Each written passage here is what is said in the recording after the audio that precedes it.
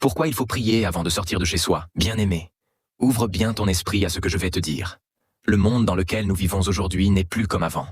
Il est devenu dangereux, rempli de pièges visibles et invisibles. Les hommes, pour avoir de l'argent, du pouvoir ou de la gloire, sont capables de faire des sacrifices terribles, des pactes avec le diable, des offrandes de sang, des malédictions lancées sur des innocents. Tout cela pour réussir dans ce monde passager. Si Dieu ouvrait tes yeux spirituels, ne serait-ce qu'une minute, tu refuserais de sortir de ta maison sans prier. Parce que dehors, dans la rue, dans les marchés, au travail, dans les transports, même dans certaines maisons, l'ennemi a placé ses pièges. Le diable rôde comme un lion rugissant, cherchant qui dévorer. 1 Pierre 5,8. Je te le dis avec amour, si tu ne sais pas prier, apprends vite à prier.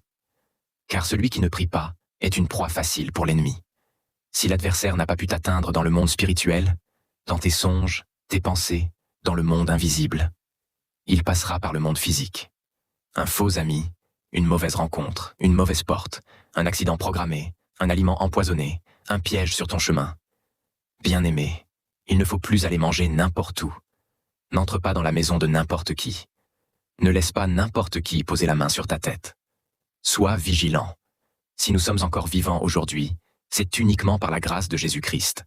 C'est parce qu'il a payé le prix à la croix. Sinon, toi et moi serions déjà morts dans nos péchés, ou détruits par les puissances des ténèbres. Car les forces démoniaques sont déchaînées. Mais écoute bien ceci. Elles ne verront aucun enfant de Dieu fidèle à Christ Jésus. Elles tomberont dans leur propre piège, elles mangeront leur propre chair, elles boiront leur propre sang, comme il est écrit. Ils se battront entre eux-mêmes. Ésaïe 49, 26. Et toi qui penses que les fétiches protègent? Réfléchis bien. Si les fétiches avaient vraiment le pouvoir de sauver une âme, pourquoi les plus puissants féticheurs, sorciers, occultistes abandonnent-ils tout pour suivre Jésus-Christ? Pourquoi des satanistes de haut niveau renoncent-ils à Satan pour se réfugier en Christ? Parce qu'ils ont compris une chose. Il n'y a que Jésus qui sauve. Aucun fétiche, aucun esprit, aucun rituel, aucun marabout ne peut te garantir la paix, la vie éternelle ou la vraie protection. Tout cela était mensonge et tromperie du diable. Le diable donne d'une main pour détruire de l'autre.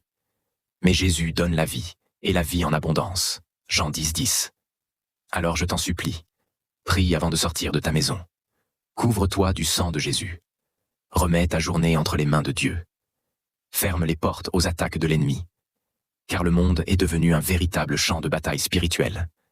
Mais celui qui est caché en Christ est protégé. Celui qui marche dans l'obéissance et la prière est intouchable.